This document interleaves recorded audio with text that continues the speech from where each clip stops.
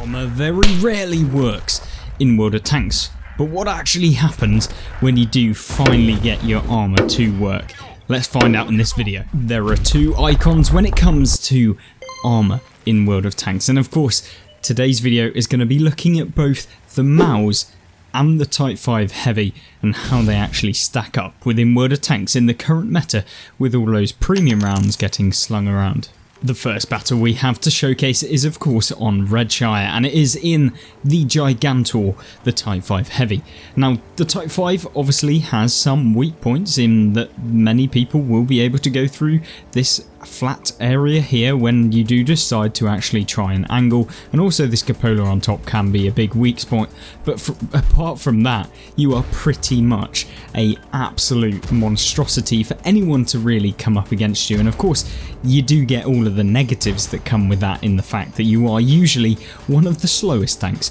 in the game, but regardless of that you're going to witness what happens when the armor starts working, when people just do not know the weak points like this AE phase 1 and T10 that we're about to see. Now we all know what the Type 5 Heavy is good at, and that is literally poking around ridge lines and basically coming around corners, just derping their way into a lot of the tanks that you'll be facing, things like this T10, and that is where you can just deal so much damage, whilst they're going to struggle to actually be able to reliably pen you unless firing premium rounds, which is of course the one big weak point other than those that we mentioned earlier. So having fully reloaded, you can just do this. You can just go around corners and just place your rounds regardless willy-nilly into whoever you want, and depending on which type of gun that you've got on the Type 5 Heavy can determine how good of a game you have. Of course there is the HE round gun that you have with the Type 5 Heavy, which is very good, but ultimately if you want a consistent game you're going to be choosing the lower kind of caliber gun, so you can just basically derp your way through some of the opponents. Now then, within this replay you've picked up 3,500 damage, and it only continues as you see rounds coming in from the 53 TP, they're coming in from the AE phase 1. No one really knows how to deal with the Type 5 Heavy on the enemy team in this game. Rounds continue to just come in left, right and centre, and with a big old chunky round from the T95 on the enemy team, it does shave off another 750 hit points. However, from this point you can almost tell that no other tank in the game would have been able to sit out in front of all of the premium firing tanks that we've been seeing. The Scorpion G, the 53 TP, the T95, all of these vehicles would have just been shedding the hit points off of any other tank in the game. But of course the Type 5 is another breed, and you can see even the T95 is now bouncing off of the frontal armour of the Type 5. Now granted, a lot of the enemy team don't know where to be firing at the Type 5, which allows our player here to be able to just plough rounds left, right and centre into all of the frontal and rear of the tanks that he's facing. Of course some of them just forgetting that they should be looking this way, others like this 53 TP are going to struggle massively because there's nothing he can really do from this position other than literally light up the Type 5 Heavy, which is exactly what you should be doing, but predominantly I wouldn't be poking the Type 5 because there's absolutely no point since you're barely going to pen in that vehicle. Now the main competitor of the enemy team has now moved forward, and that is the Object 279E, and we all know the Object 279E, when it gets held down, is an absolute monstrosity where it just creates chaos, where it just gets into so many different positions that just devastate a lot of the opponents, whereas the Type 5 is renowned for having that thick armour, but it doesn't necessarily mean that the armour is always effective because it is a premium barrier. It is effectively where anyone that doesn't fire premium,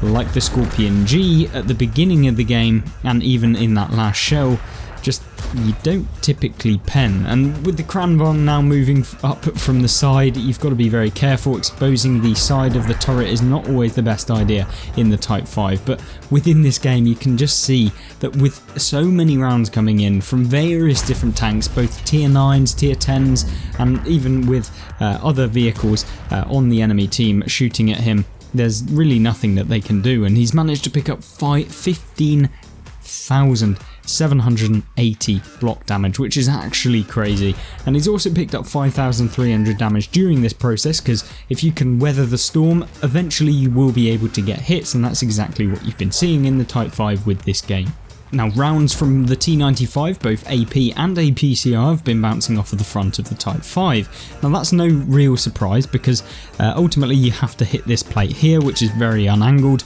and of course you have to hit the cupola, or alternatively if it's angling you can hit this area here. If you have high enough penetration you can hit through the turret cheeks, but there's basically no way, other than if you're in something like a Yaeru with heat rounds, that you're going to probably be able to do that, so there's always that. Now the T95 on the enemy team is probably thinking, oh crap at this point, and it looks like he's even decided to give up at this point, but with a nice shell into the cupola of the T95, the Type 5 Heavy continues his route and of course wins the game, having blocked 16,530 damage and absolutely decimating the first game. Let's take a look at the Maus. So what exactly makes the Maus such an armoured Goliath? Well, it is the fact that basically the frontal armour is nigh impenetrable for tier 8 tanks to be able to come up against you, other than the fact of this lower plate where people firing premium ammunition will be able to go through it, but other than that there is really nothing a lot of the opponents will be able to do,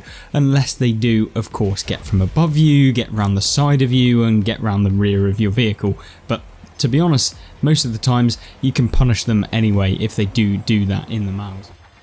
Now then, the Maus in a top tier game like this is something completely different. Now most tanks, if playing in a heavy tank, would be finding it a struggle to basically pop yourself up in this position and deal with whatever is basically going to be camping in the enemy base, because what you can usually see is all of the TDs on the enemy team, including all of the tier 10 TDs that may have been moved over in that position, are going to park themselves and find you a juicy snack. However, with the Maus and the angling of the armour like we're seeing here, it's going to be very difficult, and this is something that you can use in your own gameplay if you're interested, is get into positions like this when you know that the opponents are limited. So in this game you're seeing that it's a top tier game, there's only a few tier 10s in the game and one of them has just been taken out in the T95, and of course when there is only two real contenders to be able to reliably pen you in the gorilla, then there's nothing really that the enemy team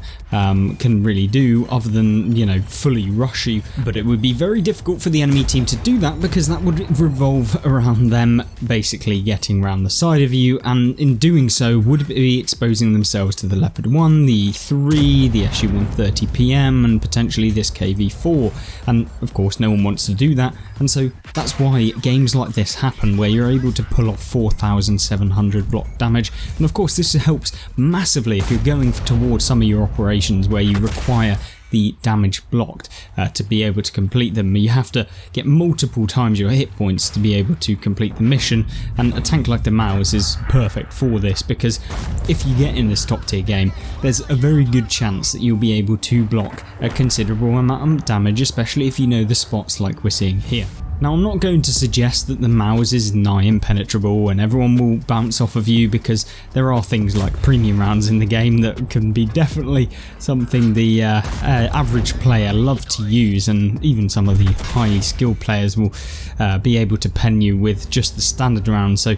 yeah, premium rounds are just the bane of the Maus's existence, as you can probably expect, with things like the hull armour here where basically people can pen you. You see the shell that came in and actually penned here was in this area here, where effectively it doesn't matter what angle your turret is at, they'll be able to at least get the best angle on you to be able to pen. And that is kind of the weak point of all of these tanks, including things like the Maushan, like you can see here. These cheeks of the Maus and the Maushan are definitely one of the more annoying bits of the tank, and of course the lower plate is as well. But when you angle like this and you're giving them a really weird angle where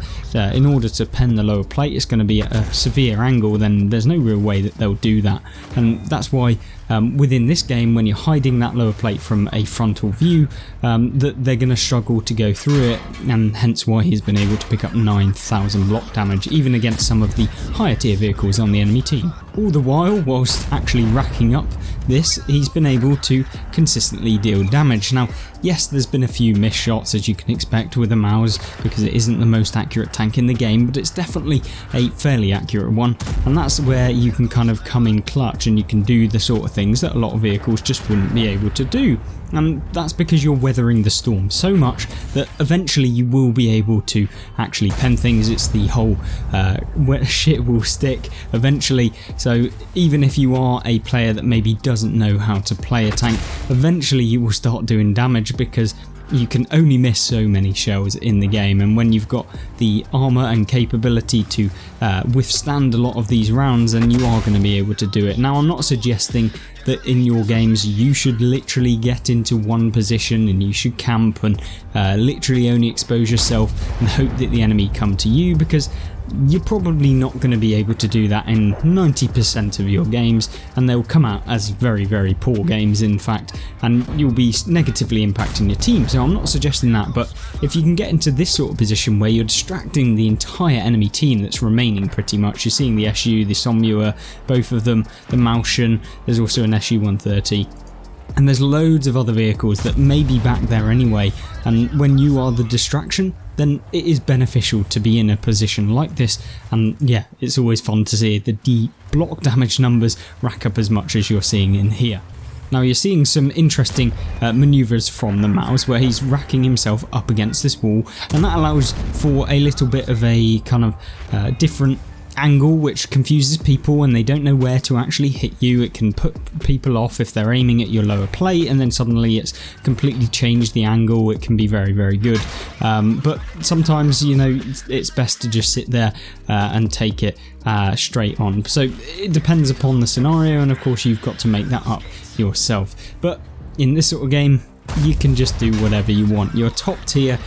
two tiers higher than most of the vehicles on the enemy team, and that's really where it comes in clutch. Now, the Maushan on the enemy team, of course, doesn't have the pace to be able to get around the side of the Maus, and it was a very silly idea. I get that he was getting very impatient against this, and I would be too, I'm not going to lie. If a Maus is just sat there bouncing every single shot that you're firing at it, then it's going to be very, very difficult. But ultimately, what the enemy team should have done in this sort of scenario is not just sat there continuously firing at a Maus which is blocking every single shell and you're 2 tiers lower. I would have just left and I'd have gone up and then supported my team in the other areas where you've got to come up against the 50 TP prototype and the Leopard 1, deal with them, and then come around behind, and then you've got a sausage sandwich scenario going on against the Maus. But you know, that's just me. Sometimes that cannot be possible, and so you do have to just deal with the frontal armor of the Maus. But today's video is just showcasing how good certain tanks can be using the armour in World of Tanks, and hopefully it's been a good experience for you guys to see what some of the highest damage block numbers are, how they occur, and how armour can still actually work in World of Tanks, although most of the time premium rounds do kinda let you down. But you can see here, even in this game, having been pretty much just intending to block a ton of damage, he's still been able to pick up 6,000 actual damage within this result, as well as getting some assistance damage, and that is really what you want. Now, as soon as he moves away from that position, you can see the Maus is starting to take hits, and you can expect that. As soon as you reveal that big lower plate, people start hitting it, and you can see with 2 nice shells consecutively in there, that is exactly what has happened and how he's lost the kind of remaining hit points on his tank. The SU-130 PM does get spotted and overpeaks it, so he's gone, and with the SMV CC-67 now moving forward or trying to avoid the shell, it's only one of 2 scenarios that's going to happen to him, and of course he gets shut down. Now, the CS-59 on the enemy team is somewhere lurking, as he's just shut down his teammate in the T-110E3. So from this position, you've just got to wait now for the SU-130 or the Conqueror or someone like that to be able to spot the last remaining tank in the CS, and then you can shut him down, get some extra damage, and hope that you've managed to deal a decent chunk of damage blind potentially. Now, the CS is of course jumped down off of that area here, and he's sat there waiting for a nice shell potentially. Can we see one more damaging hit from the Maus into the CS-59? We'll have to wait and see. The Conqueror YOLOs down the slope, gets shut down as well, and with the CS now moving out, he does eventually get shut down by the Maus, and you can see within this result what an amazing damage round, having picked up 6,500 damage and 17,000 blocked, and of course picking up 2,000 assistance for being in a position that allows you to do that, and that is what the armour and armour in World of Tanks allows you to do. and I hope you'll join me in the next one coming very, very soon. Goodbye.